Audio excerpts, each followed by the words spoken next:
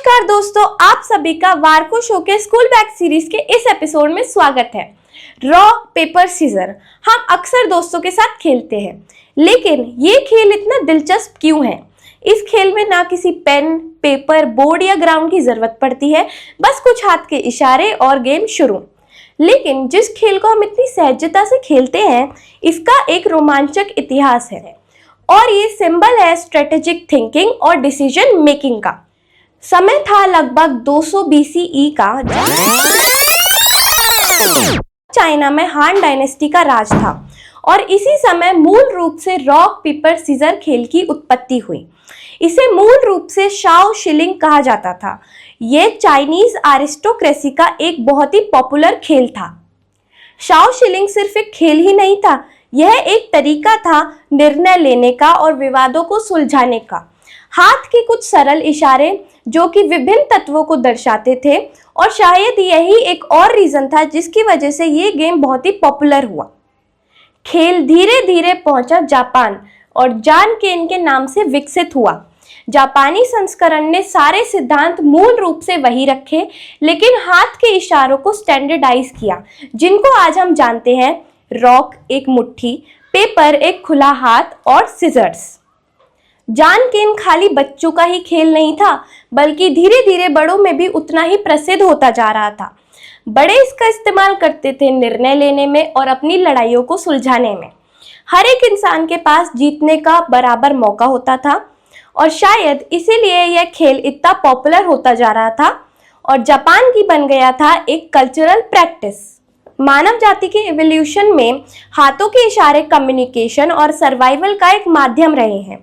हम इन हाथों के इशारों का प्रयोग करते हैं हमारी टीम स्पिरिट, इमोशन और आने वाले खतरे को दर्शाने के लिए। रॉक पेपर सीजर खेल में प्रत्येक इशारे की अपनी खुद की प्रतीकात्मकता होती है। रॉक दर्शाता है ताकत और कुचलने की क्षमता। पेपर दर्शाता है ज्ञान या समर्पण। इसे अक्सर ढकने या लपेटने के माध्यम के रूप में देखा जाता है। कैची दर्शाती है डिसिसिवनेस, यानी कि हमारी क्लियर कट डिसीजन लेने की आदत। रॉक पेपर सीजर खेल की विभिन्न संस्कृतियों में कई विविधताएं होती हैं, जिनमें अनूठे मोड़ और प्रतीकात्मक अर्थ होते हैं। ये विविधताएं दर्शाती हैं कि ये समाज इस सरल खेल को किस तरह समझता है और खेलता है। तो अब बात करते हैं गेम थ्योरी की। इस थ्योरी के अनुसार गेम में हर एक प्लेयर का आउटकम इस बात पर डिपेंड करता है कि दूसरे प्लेयर्स की चॉइस क्या थी। रॉक पेपर सीजर एक क्लासिक एग्जाम्पल है गेम थ्योरी का, जिसमें कि एक प्लेयर को डिपेंडेंट रहना पड़ता है दूसरे प्लेयर के डिसीजन और एक्शन पर। रॉक पेपर सीजर एक नॉन ट्रांजिटिव गेम है, यानी कि इस गेम में कोई भी हिरार्की नहीं होती है। एक मूव से दूसरे मूव को हराया जा सकता है और हो सकता है कि जीतने वाला मूव अगले मूव से हार जाए। तो इसीलिए कोई भी स्ट्रेटेजी डोमिनेंट स्ट्रेटेजी नहीं होती है। So rock beats scissor, scissor beats paper and paper beats rock. तो इसी नॉन ट्रांजिटिव नेचर की वजह से ये गेम फेयर है और अनप्रिडिक्टेबल है और कोई भी मूव सुपीरियर नहीं है। अक्सर प्लेयर्स इस गेम को जीतने के लिए स्ट्रेटेजिक थिंकिंग अप्लाई करते हैं और सबसे कॉमन स्ट्रेटेजी है कोई भी पैटर्न फॉलो ना करना और रैंडम मूव्स करना। दूसरी स्ट्रेटेजी होती है अपने अपोनेंट का पैटर्न पकड़ना और उसे साइकोलॉजिकली मिसलीड करना, ताकि वो एक मूव को बार बार रिपीट करे। अपने अपोनेंट प्लेयर की साइकोलॉजी को समझने के बाद अप्लाई किए गए एक्शंस को मेटा गेमिंग कहा जाता है और प्लेयर्स यूज करते हैं स्ट्रेटेजी और काउंटर स्ट्रेटेजी।